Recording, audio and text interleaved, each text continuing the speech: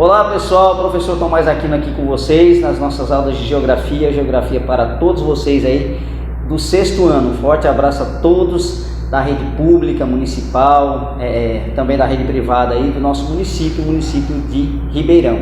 Pessoal, as mesmas orientações de sempre, viu? Principalmente agora, mais do que nunca, né? Que está tendo um relaxamento aí das medidas de segurança, da quarentena, tudo mais, uma abertura maior do comércio e tudo mais, então vamos ter maior cuidado aí em relação a essa situação aí. Perceba-se o seguinte, muitas pessoas ainda estão contraindo o coronavírus, né? De alto escalão, desde a pessoa mais simples até a pessoa de maior escalão do governo e tudo mais. Então vamos prestar bastante atenção, ninguém está imune dessa doença. A diferença é que pessoas assim de menor poder aquisitivo vão sofrer mais, né? A dificuldade de chegar até um hospital, de ter aí os acessos aos meios de saúde necessários e tudo mais. Já pessoas de alto escalão, de maior poder aquisitivo e tudo mais, a gente percebe que tem uma melhor chance, né, de se curar, sobreviver dessa doença, dessa enfermidade. Então é uma triste realidade que a gente tem que tomar consciência dela. Beleza, pessoal? Mas vamos aos nossos assuntos, né? Assunto de geografia, geomorfologia, a ciência que vai estudar o formato aí do nosso planeta Terra. E aí nós iremos estudar hoje os tipos de relevo do nosso planeta. Vamos conhecer aí algumas formas do nosso relevo. Beleza, pessoal? Prosseguindo. E aí a gente tem alguns agentes aí que são formadores do relevo, né? Que vão formar o relevo e outros que vão modelar o relevo. Primeiro a gente tem que entender o que é o relevo. O relevo são as diferentes formas da superfície terrestre. Deu para pegar a ideia? O conceito de relevo é isso. São as diferentes formas da superfície terrestre.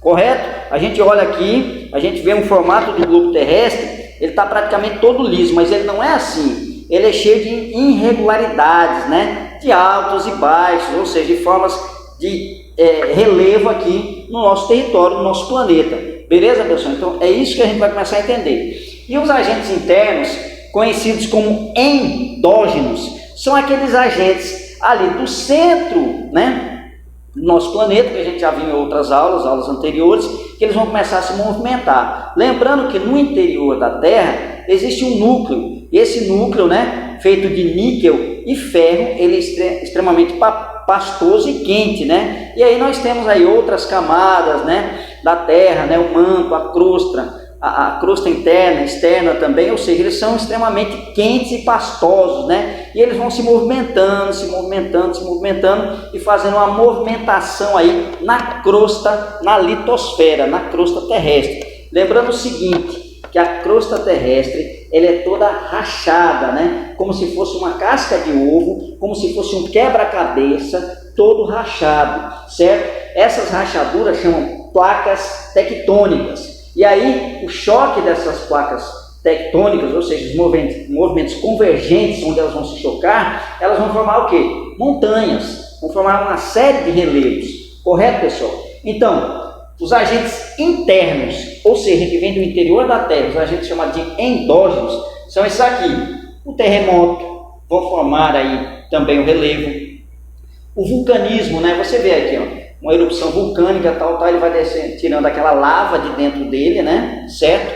Do que vem do interior da Terra, aquele material mais pastoso, mais líquido, né? Que são minerais, que é rocha derretida e tudo mais, então vai formando ali parte do relevo. Beleza, pessoal? O tectonismo, né, que é justamente o movimento dessas placas tectônicas, né, convergentes, ou seja, se chocando, formando aquelas cadeias de montanhas que a gente vai conhecer por cordilheiras, né? Beleza? Ou a divergente, aquela que ela vai se afastando também, formando aquelas falhas, né, aquelas aberturas gigantescas aí também. Beleza? Então a gente tem todos esses agentes internos, endógenos, que vão formar o relevo do nosso planeta. E os agentes exógenos, né? Eles vão fazer o quê? Eles vão modelar aí esse relevo, né? Quais são esses agentes, pessoal? É o vento, né? Você perceba assim que o vento ele vai tirando o quê? Sedimentos, né? Ali de uma determinada área, né? Ele sopra, você vê naquelas dunas ali, principalmente de Natal, né? No Rio Grande do Norte, você vê aquelas dunas sendo carregadas ali, aquilo ali é o que? Ação dos agentes exógenos, né? Os agentes externos aí. Nós temos também o gelo também, que ele vai se formar em altas altitudes, e aí o derretimento daqueles gelos vão formar várias e várias formas de relevo, como por exemplo os cânions, né? A gente observa muito naqueles filmes, né, de Hollywood ali e tal, que são aqueles rios bem profundos, e de um lado e de outro vocês têm paredões assim gigantescos, né? Aquilo ali são os cânions, né? Que são formados o quê? Por um rio que vai passando e recortando ali uma parte rochosa e formando grandes paredões aos redores, beleza? Nós temos também a ação dos rios, né? Que os rios também vão formando esses cânions, justamente porque vem dessas geleiras e tudo mais, né? Os mares, né? Que vão levando a água dos rios, dos oceanos, né? Vão levando as águas dos oceanos até a costa marítima, formando, deixando ali sedimentos. O que é sedimento, professor? É minerais, é rocha, toda forma de material que eles vão depositando ali, são chamados sedimentos, beleza? E tem a ação do ser humano, né? O ser humano, quando transforma, né? Quando ele constrói uma estrada, quando ele constrói uma casa, quando ele faz um aterramento, né? Um processo de terraplanagem e tudo mais, então ele vai transformando isso aí, né? Os animais também transformam, mas o animal que mais transforma a natureza é o ser humano, e de uma forma bem mais rápida do que os agentes, né, naturais aí, os agentes exógenos, os agentes endógenos aí, ele transforma muito mais o ambiente dos últimos tempos para cá, beleza? Deu para pegar a ideia? Agentes internos, endógenos, agentes externos, exógenos, né? Nós temos aqui quais deles? Pegou a ideia? Vamos para a próxima parte. Beleza, pessoal? E aqui a gente tem aqui os principais relevos. São 4 principais relevos, né? Planícies, planaltos, depressões e montanhas. São esses 4. Temos outros relevos? Temos outros relevos. Mas esses aqui são os mais citados, os que mais caem, os que mais a gente tem que entender agora nesse momento. A gente entendendo nesse momento, aí a gente começa a entender os outros depois. Beleza? Uma coisa bastante interessante, nós temos os relevos continentais e os submarinos, né, os marítimos, né, os que estão abaixo das águas também, abaixo da o quê? Hidrosfera, beleza, pessoal? Ou seja, abaixo dos oceanos, dos mares e tudo mais, correto? Vamos lá. Aqui a gente tem a planície, ela é ligeiramente plana, certo? Na faixa de 200, vocês vão encontrar em alguns livros aí, 200, 300 metros acima do nível do mar. Tudo isso aqui nós temos que ver em relação ao nível do mar. Então essa linha tracejada aqui, ela vai dar a ideia do nível do mar, beleza? Então a planície ela é bem próxima, bem rente ali do nível do mar, certo? Na faixa de 200 a 300 metros de altitude. Quando a gente fala de nível do mar, a gente sempre vai falar altitude, beleza? Os planaltos, eles já são maiores, né, mais elevados aí em relação ao nível do mar, certo? De 300 metros acima de altitude, ou seja, em relação ao nível do mar. A característica dele é o seguinte, ele vai sofrendo um processo de desgastes, né? Os agentes exógenos, o vento, a chuva, o ser humano, então eles vão desgastando aquela parte, e aí ele vai soltando o que? Sedimentos, ou seja, pedaços de rocha, minerais e tudo mais, e eles vão se depositando aonde? Nas planícies, né? Ou seja, então os planaltos depositam sedimentos na planície, assim como os mares, os oceanos vão depositar também sedimentos nas planícies, beleza? Depressão, e aí depressão, nós temos 2 tipos de depressão, né? Depressões, a absoluta e a relativa. A depressão nada mais, nada menos, é que aquela ligeira baixa do terreno em relação às suas áreas margeadas, né? As áreas assim ao seu redor. Então nós temos aí o exemplo da depressão absoluta, né? Ou seja, perceba-se que ela é absoluta porque ela está em relação ao nível do mar. Ela é uma grande baixa em relação ao terreno ao redor, à sua margem, e abaixo do nível do mar. Isso é uma depressão que? Absoluta, beleza? Já a depressão relativa, não, ela não precisa ser necessariamente em relação ao nível do mar. Basta apenas que esse processo, né, de erosão, que é o processo que vai desgastar aí, fazendo com que tenha essa baixa aí, seja em relação ao seu terreno ao redor, beleza? Aí nós temos a maior depressão do mundo, que a gente vai ver daqui um pouquinho qual é, beleza, pessoal? Pegaram a ideia de planície, planalto, depressão e depressão absoluta e relativa, né? E as montanhas, né? As montanhas, elas são as áreas, os relevos mais elevados aí da superfície terrestre, com mais de 3.000 metros de altitude. Não é altura, altura é em relação, isso aqui é altura, em relação daqui, dessa plataforma aqui, em relação aqui é altura, né? Do chão é altura, mas quando eu falo em altitude, é em relação ao nível do mar, não esqueça isso aí. Então as montanhas, elas são acima de 3.000 metros de altitude, né? Isso é mais ou menos uma base, uma média, beleza? São grandes aí.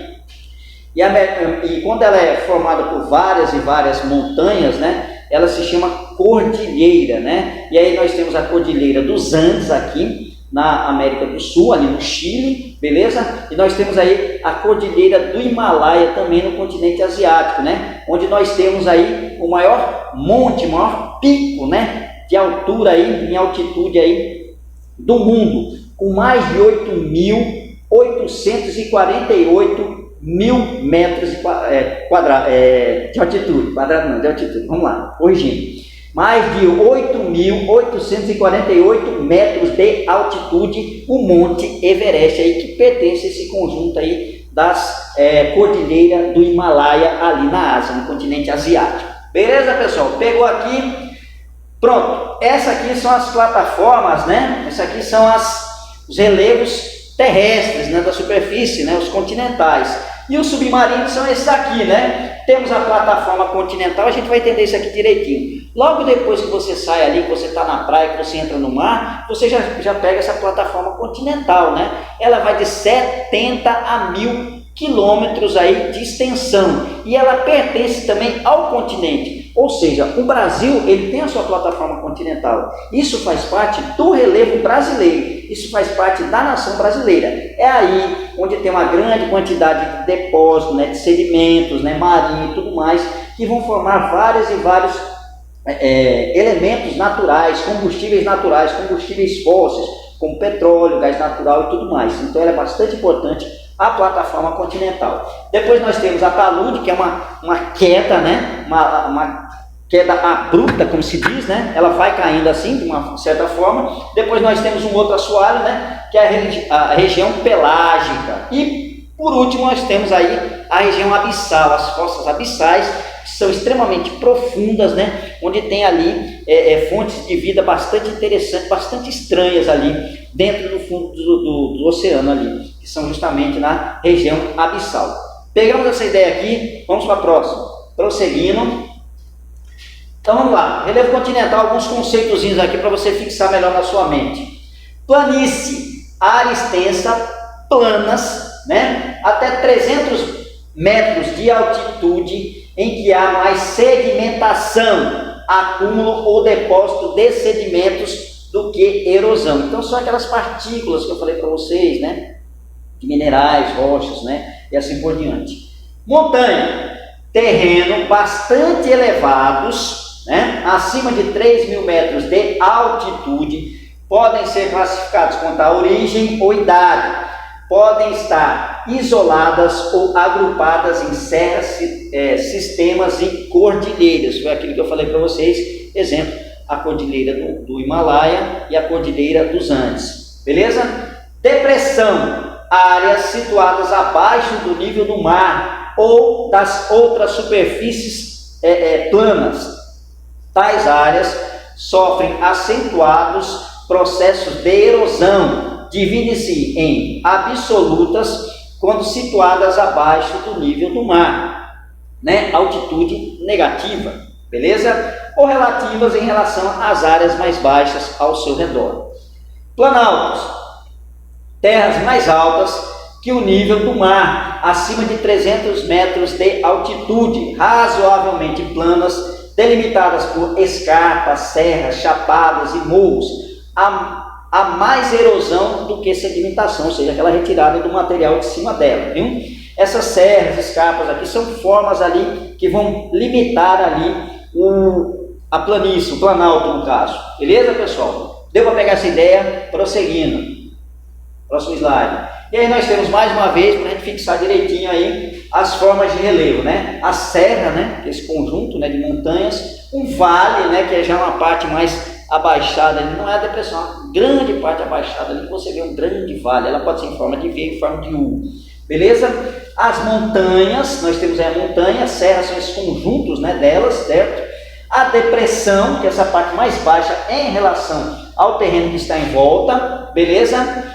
O planalto, você vê que essa parte mais alta em relação à planície, né? Aí sofre aquele processo de sedimento, certo? A escarpa, que é justamente esse paredão que vai limitar essa planície. Você vê aqui que essa planície é uma planície chapada.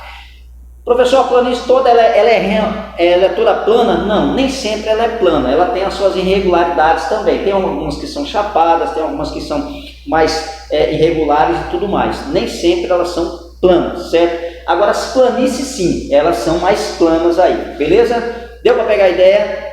Próximo slide. E aí, o relevo submarino, né? Ou seja, aqueles abaixo do nível do mar aí, só para a gente ter uma ideia novamente, né? Então nós temos aqui o continente, a plataforma continental, 70 mil quilômetros aí de distância da costa, pertence também ao continente, a talude, certo? Bacia oceânica, ilhas, certo, pessoal? Essas ilhas são formadas justamente pelo processo aí de vulcanismo, né? Aquele processo ali que a lava ela vai se elevando, se resfriando e formando o que? As ilhas. Olha aqui, ó, o processo da ilha aqui, certo? A dorsal oceânica e a fossa abissal, que é justamente aquela parte mais aprofundada ali, onde tem aqueles seres vivos bastante diferentes aí em relação. A pressão aí da água é muito forte, né? A pressão e os raios solares eles penetram aí, praticamente não penetram aí nessas fossas abissais. Beleza, pessoal? Deu para pegar a ideia? Prosseguindo. Sim, conta aqui só um minutinho, por favor. E aqui nós temos, ó, em relação à diminuição de cada um, né? Menos 2.000, menos 4.000, menos 6.000, menos 8.000, menos 10.000 metros abaixo do nível do mar. Prosseguindo agora. Relevo submarino, os conceitos para a gente entender. Vamos lá.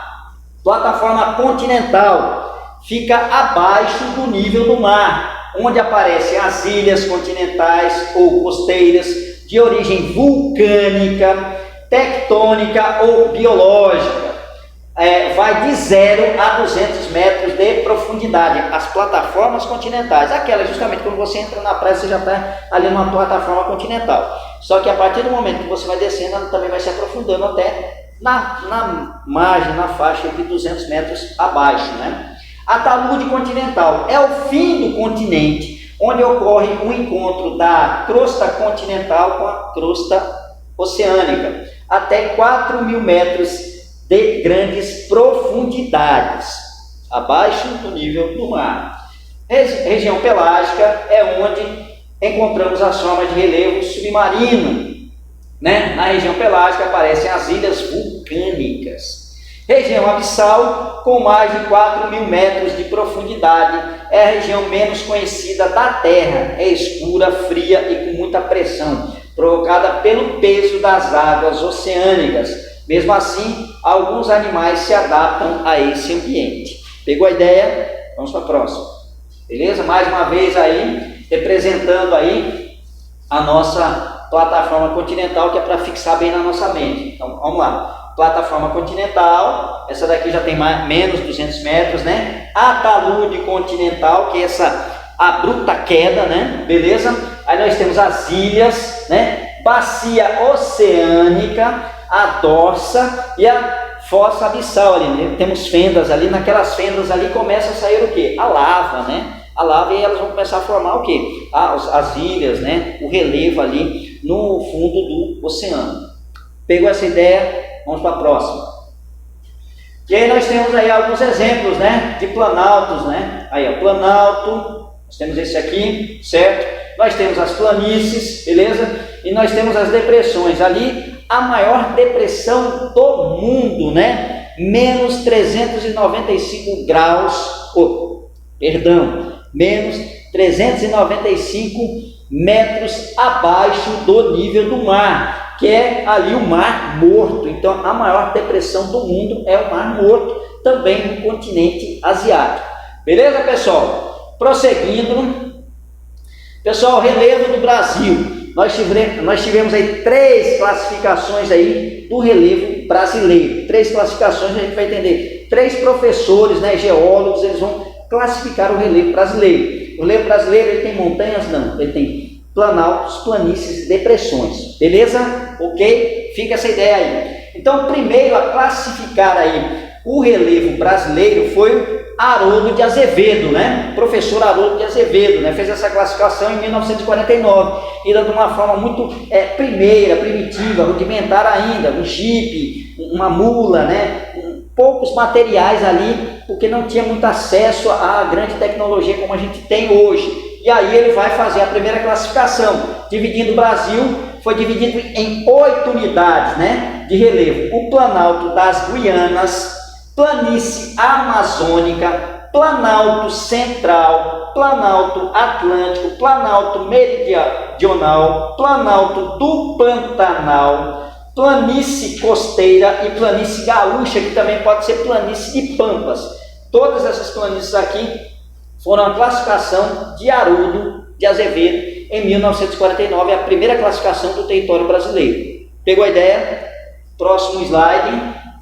E aí, Aziz Absaber, né? Esse aí já usou mais um processo de fotografia, fotografou mais via aérea, né? Tudo mais. Ele vai fotografar aí o espaço e ter mais uma análise melhor aí do material, né? Sendo estudado, ou seja, do relevo brasileiro. Beleza? Então, essa classificação dele, ele fez em 1962, né? Então, tá lá. A classificação de Aziz Absaber, em 1962, manteve a classificação de Haroldo de Azevedo, fazendo algumas modificações. Planalto nordestino, parte nordeste do Planalto Atlântico. Então, ele vai reclassificar. Mantém a base, mas faz uma reclassificação. Planalto leste e sudeste, parte leste e sudeste do Planalto Atlântico. Planalto do Maranhão, Piauí, nos estados do Maranhão e Piauí. Planalto uruguaio sul rio-grandense, no Rio Grande do Sul. Então nós temos aqui as partes em verde, nós temos aí as planícies e terras baixas, né? E as partes mais amarronzadas, nós temos aí os planaltos. Então temos lá Planalto das Guianas, planície de terras baixas amazônicas, Planalto Central, Planalto Brasileiro, né? Planalto do Maranhão, Piauí, Planalto Nordestino, certo? Planalto Meridional, Planalto Uruguaio Sul Rio-Grandense, Planície do Pantanal, manteve a Planície do Pantanal, e Planície e terras baixas costeiras, essa daqui todinha que a gente vê se juntando aí com as planícies das terras baixas do Amazonas. Pegou a ideia, pessoal? Foi a segunda classificação de Aziz Absaber. A próxima classificação, nós temos agora no próximo slide, é a definitiva, é a que a gente usa, né? É a de Jurandir Rossi. Aí ele vai fazer mais um processo de mapeamento, vai mapear, olhar direitinho esse processo aí, através do projeto chamado Radam Brasil, né? Que era através de radares, aí um processo mais desenvolvido, né? Imagens de satélites vão captar aí todinho esse processo num projeto chamado Radam Brasil, e aí ele vai classificar justamente o relevo brasileiro. Beleza, pessoal? Então, olha só, vai dividir em 28 unidades, né? Vai ter o quê? 11 planícies, né? 11 depressões, aliás, 11 planaltos, 11 depressões e 6 planícies. Beleza, pessoal? Então vamos lá. 28 unidades geomorfológicas, dentre elas havia a dos 11 planaltos, o planalto da Amazonas, a da Amazônia Central, os planaltos da Chapada da Bacia do Paraná, planaltos e chapadas da Bacia do Parnaíba e planaltos e serras do Atlântico Leste e Sudeste, certo? São 11 tipos de planaltos. Professor, qual seria esses planaltos? Essa parte aqui, que você vê toda em roxo, né? É um roxozinho aqui, são os planaltos.